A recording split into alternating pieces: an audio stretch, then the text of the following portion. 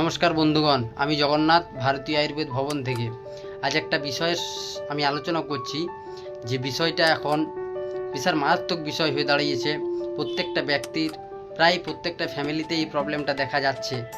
তো প্রবলেমটা কি হচ্ছে, যেটাকে বলি পাইলস বা অর্শ, কেউ কেউ ভগবন্ধর, পোলেপস, ফিস্চুলা, ফিসার্স, বহুত ধরনের এই প্রবলেমটা হয়।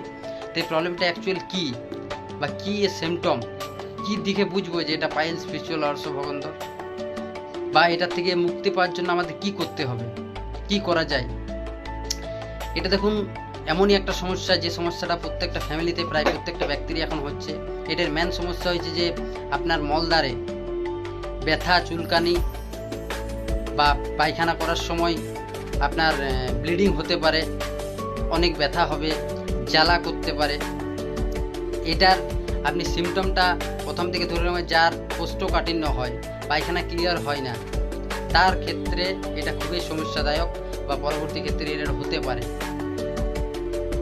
যে জল কম খায়, জল না খাওয়ার কারণে এই সব সমস্যার বেশি কারণ হতে পারে। এবং